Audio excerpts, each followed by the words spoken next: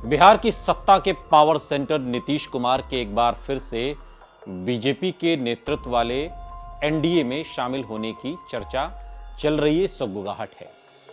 बिहार में सियासी पारा अब इन दिनों चढ़ गया है इसी चर्चा के साथ। वहीं अब तक नीतीश कुमार के लिए एनडीए के दरवाजे बंद होने की बात करने वाली बीजेपी के सुर भी नरम पड़ते हुए दिखाई दे रहे हैं और इन सबके बीच जेडीयू से लेकर आरजेडी और बीजेपी तक मेल मुलाकातों और बैठकों का दौर तेज हो गया है। नीतीश कुमार ने जनता दल यूनाइटेड के सभी सांसदों और विधायकों से अगले आदेश तक पटना में मौजूद रहने को कहा है।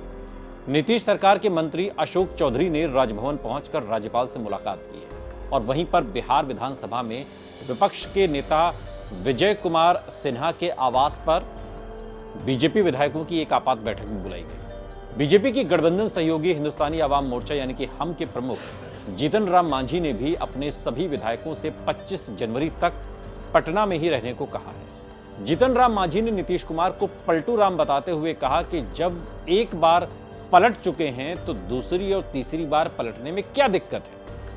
उन्होंने यह भी जोड़ा कि अगर जेडीयू एनडीए में आती है तो हम इसका विरोध नहीं करेंगे। मांझी ने कहा कि और यह भी दावा किया कि नीतीश कुमार तेजस्वी यादव को सीएम बनाने के वादे के साथ महागठबंधन में शामिल हुए थे और मुझे पहले से मालूम था कि वो तेजस्वी को सीएम के रूप में बर्दाश्त नहीं करेंगे। और मांझी का यह बयान लोक जनशक्ति पार्टी रामविलास के अध्यक्ष चिराग पासवान के घर हुए राजनीतिक जुटान के ठीक बाद सामने आया।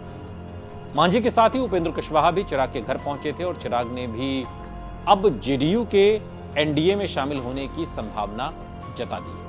विधायकों को आदेश निर्देश जारी किए जाने के सिलसिले के बीच राष्ट्रीय जनतांत्रिक गठबंधन और इसको लेकर जिस तरीके से अब कयास लगाए जा रहे हैं कि कौन कौन शामिल होगा एनडीए में, लेकिन इस बीच आरजेडी के प्रमुख लालू प्रसाद यादव ने अपने पुत्र, बेटे और बिहार सरकार में डिप्टी सीएम यानी कि तेजस्वी यादव के साथ मुख्यमंत्री आवास पहुंचकर सीएम नीतीश कुमार से मुलाकात की।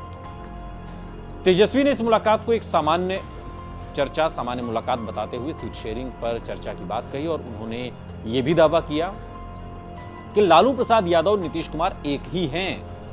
हम सभी लोग नीतीश कुमार के नेतृत्व में काम कर रहे हैं। तेजस्वी ऑल इज वेल का संदेश दे रहे हैं तो वहीं आरजेडी और जेडीयू के बीच क्रेडिट वॉर भी छिड़ा हुआ है।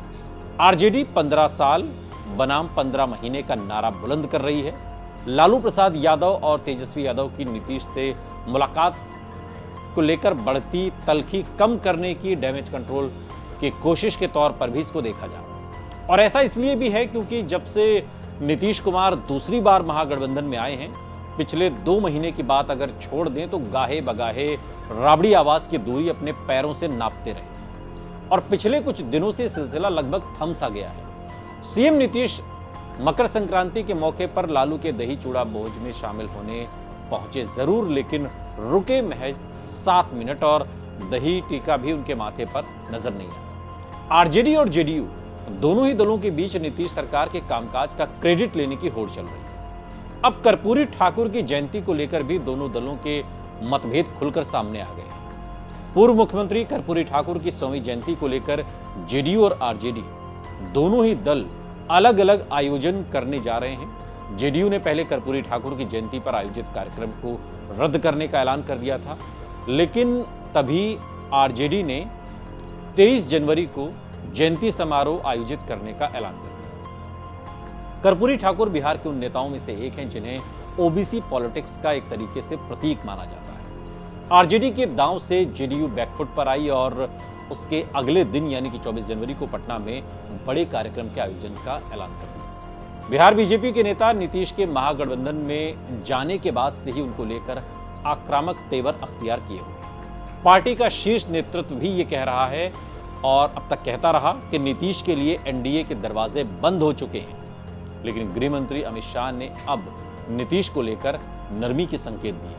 अमित शाह ने एक न्यूज एजेंसी को दिए अपने इंटरव्यू में नीतीश कुमार के पार्टी को एनडीए में शामिल होने को लेकर एक सवाल के जवाब में कहा कि सियासत में जो और तो नहीं चलता, ऐसा प्रस्ताव मिलता है अगर तो विचार इस पर किया जाए।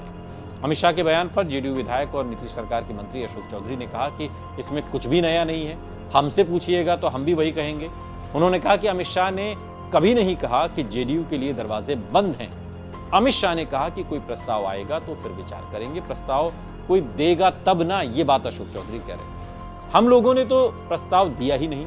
सवाल उठ रहे हैं कि बीजेपी के तेवर भी अब नीतीश कुमार को लेकर नरम हो गए। तो फिर आखिर जेडीयू की एनडीए में वापसी की बात कहां अटकी है? कहा तो यह जा रहा है कि नीतीश कुमार की एनडीए में वापसी की पिच करीब करीब सेट हो चुकी है, लेकिन बात सिर्फ 2 पॉइंट पर अटकी है। एक, नीतीश कुमार चाहते हैं कि मुख्यमंत्री की कुर्सी उनके पास रहे और बिहार बीजेपी के साथ ही पार्टी के कुछ बड़े नेता इस पर अभी असहमत हैं, राजी नहीं हैं। नीतीश कुमार की दूसरी शर्त यह है कि चिराग पासवान को एनडीए से बाहर का रास्ता दिखा दिया जाए, ये उनकी एक मांग बताई जा रही है अंदर खाने सूत्रों के हवाले से। नीतीश नहीं चाहते कि जेडीयू और चिराग की पार्टी एक साथ गठबंधन में रहे। बीजेपी दलित वोट बैंक का बिखराव रोकने के लिए चिराग को छोड़ने की शर्त पर अभी सहमत नहीं है।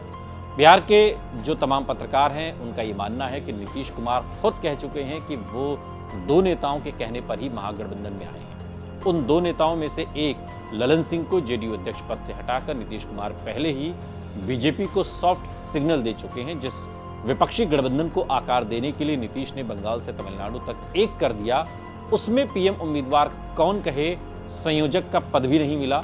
और अगर वो महागठबंधन में रहते हैं तो पीएम की कुर्सी मिलने से रही। 2025 के बाद सत्ता मिलने पर भी सीएम की कुर्सी जानी तय है, क्योंकि खुद वो तेजस्वी के नेतृत्व में चुनाव लड़ने का ऐलान कर चुके हैं। वो जानते हैं कि अभी मौका है। लोकसभा चुनाव में सूबे की 40 सीटें जीतने के लक्ष्य के साथ बीजेपी उनको फिर से उनकी शर्तों पर साथ ले सकती है। बीजेपी के पास सूबे में कोई बड़ा चेहरा नहीं है जिससे कि नीतीश कुमार की सीएम की कुर्सी भी सुरक्षित रह सकती है। और सियासत के जानकार जो बिहार की राजनीति को समझते हैं वो ये मान रहे हैं कि ये एक तरीके से जेडीयू की प्रेशर पॉलिटिक्स भी है नीतीश कुमार की आरजेडी के साथ सीट शेयरिंग के मामले।